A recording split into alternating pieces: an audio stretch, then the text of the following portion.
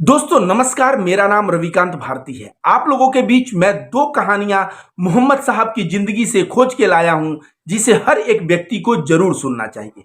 दोस्तों, भारत में दलितों को जो भंगी साफ सफाई का कार्य करते थे, शूद्रों को और गुलामों के साथ भारत में कितना बुरा बर्ताव और शोषण हुआ है, आप सभी जानते हैं। और इसका कारण सिर्फ मनुवादी सोच रहा है। बाबा साहब अंबेडकर जैसे महापुरुष विद्वान को भी छुआछूत का सामना करना पड़ा था। सोचिए, भारत में मनुवादी सोच कितना हावी था। आइए हम लोग जानते हैं मोहम्मद साहब अपने साफ सफाई के कर्मचारी और अपने गुलामों के साथ कैसा बर्ताव करते थे। इसे हम लोग जानते हैं। तो ये स्टोरी है जैद इब्न हरीथा की। जैद इब्न हरीथा मोहम्मद साहब के अंडर में गुलाम के तौर पे कार्य करते हैं। इनकी कहानी जानते हैं। जैद इब्न हरीथा जो है, यमन के इनके मम्मी और पापा रहते हैं। और जैद इब्न हरीथा की मम्मी इनको लेके ननिहाल जा रही होती है। उसी बीच एक कबीला उन पे हमला करके उनके पैसे, उनके गहने सब ले लेता है और यहां तक कि जैद को भी उनसे छीन लेता है। और जैद को छीन के लाके मक्का के गुलाम मार्केट में बेच देता है। और जैद जी को जो खरीदते हैं उनका नाम है हाकिम इब्न हिजाम। हाकिम इब्न हिजाम जो है, हजरत खदीजा के भतीजे रहते हैं। तो खदीजा जी कहती हैं कि मुझे एक गुलाम चाहिए। तो हाकिम इब्न हिजाम जैद जी को खदीजा के हवाले कर देते हैं और खदीजा के कार्यों में जो है जैद जी लग जाते हैं।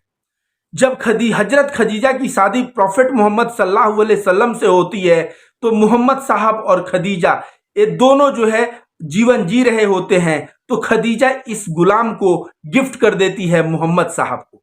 और मोहम्मद साहब के सेवा में जैद इब्न हरीथा जो है लग जाते हैं। मोहम्मद साहब जैद इब्न हरीथा को कभी गुलाम नहीं समझा, अपने बेटे से भी बढ़ के लाड़ प्यार दिया, उसकी हर एक मर्जी, हर और एक इच्छा की कद्र किया, उससे विनम्रता और शालीनता से व्यवहार किया। इस तरह से व्यवहार किया तो जैद इब्न हरीथा भी मोहम्मद साहब से अटूट प्यार करता था और बहुत ही सत्य, निष्ठा और ईमानदारी के साथ मोहम्मद साहब के कार्यों में, उनके सेवा में लगा रहता था। जब जैद के पिताजी अपने बेटे के लिए जब खोजबीन शुरू करते हैं, तो पूरे यमन के लोगों को कहते हैं, हे यमन के लोगों, कहीं भी अगर मेरा बेटा दिखे तो मुझे जरूर बताना, मैं अपने बेटे को वापस लाना चाहता हूं। तो यमन का एक बंदा हज करने मक्का आया होता है और मक्का हज करके जा रहा होता है। तो मक्का के शहर में जब जैद इब्न हरीथा को देखता है, तो उनके चेहरे से समझ जाता है कि ये उसी पिता के लड़के हैं जो पिता इसे ढूंढ रहे हैं। पास जाके बात करता है। बात करने के बाद कंफर्म हो जाता है कि हाँ, ये उसी पिता का लड़का है जो पिता इन्हें ढूंढ रहे हैं। वह जाता है और यमन में इनके पिता को बताता है कि तुम्हारा बेटा जैद इब्न हरीथा ये जो है मोहम्मद साहब के अंडर में मक्का में गुलाम का कार्य कर रहा है। आप वहां जाओ और अपने बेटे को लेते आओ। वह बहुत ज्यादा माल और कोयन, अशरफिया ये सब लेके आते हैं और कहते हैं मोहम्मद साहब से कि मोहम्मद साहब, आप उदारता दिखाइए और मेरे पास इतने रकम, माल और धन है, आप लेके और मेरे बेटे को अपने गुलामी से मुक्त करिए और मैं अपने बेटे को लेके जाऊं। यह बात सुनते ही मोहम्मद साहब कहते हैं, ये आप क्या बात कर रहे हैं कि पैसा और असरफिया ये सब, अगर आपका बेटा जाना चाहे तो उसको फ्री में लेके जाइए। यह बात सुनते ही वो दोनों मोहम्मद साहब का कहते हैं, आपका बहुत बड़ा एहसान है हमारे ऊपर। और जब मोहम्मद साहब जैद इब्न हरीथा को बुलाते हैं तो उससे पूछते हैं कि बताओ तुम्हारे पिता ये कौन है। तो कहते हैं, मेरे पिता और ये मेरे चाचा हैं, दोनों को मैं पहचान रहा हूं। तो पहचान रहे हो तो ये तुम्हें लेने आए हैं, तुम्हारी क्या मर्जी है, अगर तुम जाना चाहो तो इनके साथ जा सकते हो। जैद इब्न हरीथा के आंख में आंसू भर आता है और फिर थोड़े ही देर में वो कहता है कि नहीं, ये मेरे पिताजी, चाचा जी क्या, ऐसे 100 पिताजी चाचा जी आ जाए तो भी मैं आपको छोड़ के नहीं जाऊंगा। आपने जो मुझे प्यार दिया, जो सम्मान दिया, जो विनम्रता और शालीनता से बात की, मुझे जो लाड़ प्यार दिया, इतना तो मुझे सगा बाप नहीं दे सकता। और इसलिए मैं अपने पिता के साथ नहीं, मैं चाहता हूं कि आप ही के आभा मंडल में जीऊं, आप ही के आभा मंडल में मरूं, मैं आपको छोड़ के मैं नहीं जा सकता। यह बात सुनते ही उस लड़के के पिता और चाचा दोनों एक स्वर में बोले, तू ये क्या कह रहा है, तू यहाँ गुलाम की जिंदगी जिएगा, वहां चल, तेरा अपना घर, मकान, संपत्ति और तू अपने मर्जी का मालिक होगा। यह सुन के जैद इब्न कहते हैं कि भाई, मैं यहां भी अपने मर्जी का, देखिए, मालिक मोहम्मद साहब ने मुझे बना के रखा है। उन्होंने मेरी इच्छा पूछी कि तुम जाना चाहते हो तो अपने चाचा पिता के साथ जाओ। तो मैं अपनी इच्छा का मालिक यहाँ पे इन्होंने मुझे बना के रखा है, भले ही मैं इनका गुलाम हूं। और मैं बता दूं कि ये जैसा बर्ताव और जैसा व्यवहार करते हैं वैसा मैं बहुत सुखी हूं। पिताजी, चाचा जी, आप लोग यहां से जाइए, मैं इनके साथ, इनको छोड़ के मैं नहीं जा सकता। तब तक मोहम्मद साहब ने अपने हाथ को पीठ पे रखा जैद इब्न हरीथा के और बोला, हे मक्का के लोगों सुनो, आज से जैद आजाद है और जैद आज से मेरा बेटा है और इसी से मेरी वंशज चलेगी। इस तरह का बात मोहम्मद साहब कहते हैं और यह सुनते ही उसके पिता और चाचा के दिल में तसल्ली मिलता है और वो लोग भी आंख में आंसू आ जाते हैं कि ये किस देवता समान, किस महापुरुष के पास मेरा बेटा है। शायद मेरे बेटे को मैं इतना इज्जत और सम्मान नहीं दे पाता जितना यह व्यक्ति दिया है। और वहां से वे लोग चले जाते हैं। बाद में जैद इब्न हरीथा जैद इब्न मोहम्मद के नाम से जाने जाने लगते हैं। जैद इब्न मोहम्मद, 30 वर्षों तक इनको जैद इब्न मोहम्मद के नाम से जाना गया। लेकिन कुरान की एक आयत आई, सूरा आया, सूरे अल अहजाब। सूरे अल अहजाब का जब 5वां नंबर आयत आया, जिस आयत के अनुसार बेटे को अपने असल पिता के नाम से ही बुलाना चाहिए, तब से जो है इनका नाम जैद इब्न मोहम्मद से हटा के जैद इब्न हरीथा रख दिया गया।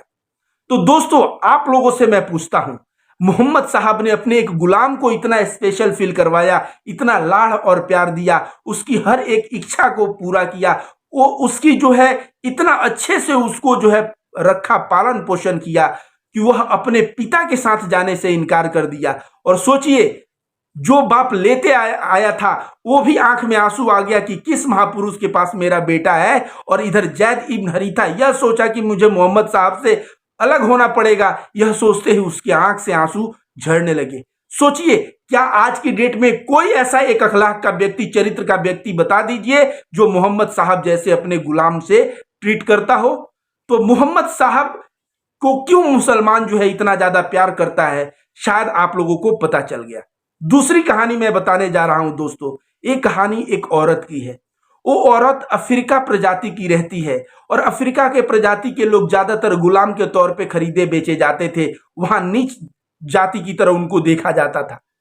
लेकिन वह औरत जो है मस्जिद में आके रोज साफ सफाई का कार्य करती है। मदीना में जो मस्जिद था, और साफ सफाई का कार्य करती है। एक दिन वह औरत मर जाती है। मोहम्मद साहब 2 दिन से उसे नहीं देखते हैं, तो पूछते हैं अपने साथ के लोगों से, औरत कहाँ है। तो मोहम्मद साहब से वे लोग कहते हैं वो तो मर गई और उसको जो है हम लोगों ने जन्नतुल बाकी में दफना दिया है।